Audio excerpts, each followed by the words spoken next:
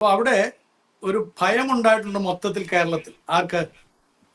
രണ്ട് വിഭാഗത്തിൽപ്പെട്ട ആളുകൾക്കും മുസ്ലിം സഹോദരങ്ങൾക്കും. ഹൈന്ദവ, ക്രൈസ്തവ, മുസ്ലിം സഹോദരങ്ങൾക്ക് പൊതുവിൽ കേരളത്തിൽ ഒരു ഭയം ഉണ്ടായിട്ടുണ്ട്. അതെന്താന്ന് വെച്ച് കഴിഞ്ഞാൽ PFI പോലുള്ള തീവ്ര സംഘടനകൾ അത് ഏറ്റവും കൂടുതൽ ദോഷം ചെയ്യുന്നത് മുസ്ലിം സഹോദരങ്ങൾക്കാണെന്ന് അവർക്ക് നന്നായിട്ട് അറിയാം.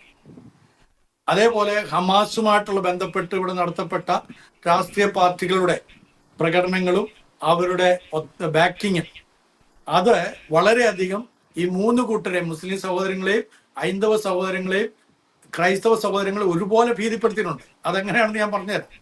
നമുക്കറിയാം, ഈ മുസ്ലിം സഹോദരങ്ങളിൽ നല്ല പങ്കാളികളും രാഷ്ട്ര നിർമ്മിതിയിൽ പങ്കാളികളാകുന്നവരാണ്. അവര് എല്ലാ സമുദായങ്ങളോടും സ്നേഹവും സഹവർത്തിത്വവും നിലനിർത്തി പോരുവാൻ ആഗ്രഹിക്കുന്നവരാണ്. അവർക്ക് ഇഷ്ടംപോലെ ഇൻസ്റ്റിറ്റ്യൂഷൻസ് ഉണ്ട്, ക്രിസ്ത്യൻ എഡ്യൂക്കേഷൻ ഇൻസ്റ്റിറ്റ്യൂഷൻസും മറ്റുള്ള ആശുപത്രികൾ പോലുള്ള സ്ഥാപനങ്ങളൊക്കെ ഉള്ളതാണ്. അവരെല്ലാ തലങ്ങളിലും ജോലി ചെയ്യുന്ന ആളുകളാണ്. അപ്പം അവരെ ഒറ്റപ്പെടുത്തുമോ എന്നുള്ള ഭയം അവർക്കുണ്ട്. എന്തുകൊണ്ട് ഒറ്റപ്പെടണം?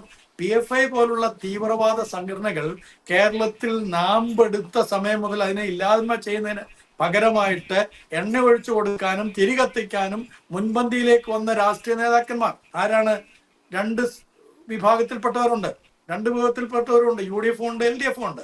അപ്പം ആ LDFും UDF, പ്രത്യേകിച്ച് LDF ഈ അടുത്ത സമയങ്ങളിൽ എടുത്ത ചില നിലപാടുകൾ അത് ക്രൈസ്തവ സമൂഹത്തെ LDFിൽ നിന്ന് പൂർണ്ണമായിട്ട് മാറി നിൽക്കണം എന്നുള്ളൊരു ധ്വനി വരുത്തുവാൻ ഇടയായി തീർന്നു. അതിന് ശരിക്കും ഇവിടുത്തെ ചില കെമിസ്ട്രി വർക്കൗട്ട് ചെയ്തു. നന്നായിട്ട് രസതന്ത്രം ഉപയോഗിക്കപ്പെടുവാനായിട്ട് ഇടയായിത്തീർന്നു. അതിന് ചുക്കാൻ പിടിക്കാനായിട്ട് ചില ക്രൈസ്തവ വിഭാഗത്തിൽപ്പെട്ട ആളുകൾ അല്ലെങ്കിൽ ക്രൈസ്തവ സഹോദരങ്ങളിൽ ചിലരെ അവർക്ക് കൂട്ടുപിടിക്കാനായിട്ട് സാധിച്ചു. അങ്ങനെ വന്നപ്പോൾ എന്ത് പറ്റി? അവര് അത് നന്നായിട്ട് സ്ക്രൂ ചെയ്ത സമയത്തേക്ക് തങ്ങൾക്കെന്തോ അപജയം വരാൻ പോകുന്നു, തങ്ങൾക്കെന്തോ വലിയ കുഴപ്പം വരാൻ പോകുന്നു. അതുകൊണ്ട് നമ്മൾ എല്ലാവരും കേന്ദ്രവുമായിട്ട് ബന്ധപ്പെട്ട് നിൽക്കണം എന്നുള്ളൊരു ചിന്തയുണ്ടാക്കി.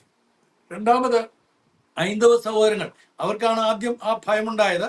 അതിനുശേഷം ക്രൈസ്തവർക്കുണ്ടായി, അതോടൊപ്പം തന്നെ മുസ്ലിം സഹോദരങ്ങൾക്കും ഉണ്ടായി. അങ്ങനെ വന്നപ്പോഴാണ് ഇവിടെ ഒരു പോളറൈസേഷൻ അല്ലെങ്കിൽ ഒരു ധ്രുവീകരണം നന്നായിട്ട് വിസിബിൾ ആകാൻ തുടങ്ങിയത്. ആ വിസിബിൾ ആയതിനെ ശരിയായ വിധത്തിൽ കൊയ്തെടുക്കാനായിട്ട് മൂന്നാം മുന്നണിക്ക് അല്ലെങ്കിൽ NDA സഖ്യത്തിന് സാധിച്ചു എന്നുള്ള. മലപ്പുറം ജില്ലക്കാരനാണ് ഞാൻ. മലപ്പുറം ജില്ലയിലെ മുസ്ലിം സഹോദരങ്ങൾ ആഗ്രഹിക്കാത്ത തരത്തിൽ മുസ്ലിംസിന് വേണ്ടി, മുസ്ലിം സഹോദരങ്ങൾക്കെന്ന പോലെ ഈ ഹമാസിനെയും PDF-നെ PFI ഒക്കെ സപ്പോർട്ട് ചെയ്തുകൊണ്ട് എന്തിനാണ് ഈ രാഷ്ട്രീയക്കാർ നിൽക്കുന്നത്? അവരാരും തന്നെ അത് ആഗ്രഹിക്കുന്നില്ല. ഇവിടുത്തെ മലപ്പുറം ജില്ലയിലെ പൾസ് നന്നായിട്ട് അറിയുന്ന ഒരു വ്യക്തിയാണ് ഞാൻ. ഇവിടുത്തെ മുസ്ലിം സഹോദരങ്ങൾക്ക് വേണ്ടാത്ത കാര്യങ്ങളാണ് ഈ രാഷ്ട്രീയ പാർട്ടികൾ. എന്തിനു വേണ്ടിയിട്ടാ? അവരെ ഇങ്ങോട്ട് കൊയ്തെടുക്കാം, തങ്ങളുടെ ശിൽപന്തികളാക്കാമെന്ന് വിചാരിച്ചുകൊണ്ട്. അതിന്റെ പരാജയം ശരിയായിട്ട് LDF മനസ്സിലാക്കി, അല്ലെ?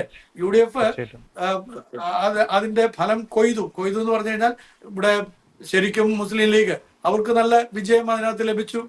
ശ്രീ EK മുഹമ്മദ് ബഷീർ സാഹിബ് വളരെ വലിയ ഭൂരിപക്ഷത്തോടുകൂടെ, ഇതുവരെ മുസ്ലിം ലീഗിന് ഇല്ലാത്ത അത്രയും ഭൂരിപക്ഷത്തോടുകൂടെ ഇവിടെ ജയിച്ചു.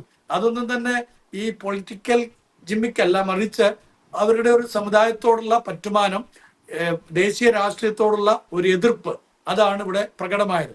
അത് മുസ്ലിം ലീഗിന്റെ മാത്രം വോട്ട് കൊണ്ടല്ല അദ്ദേഹം ജയിച്ചത്. ബാക്കിയുള്ള എല്ലാ വിഭാഗക്കാരും അതിനകത്ത് വോട്ട് ചെയ്തിട്ടുണ്ട്. നമ്മളെ വോട്ടിംഗ് പാറ്റേൺ, അതിന്റെ പോപ്പുലേഷനൊക്കെ നോക്കിക്കഴിഞ്ഞാൽ നമുക്കത് മനസ്സിലാക്കാനായിട്ട് സാധിക്കും.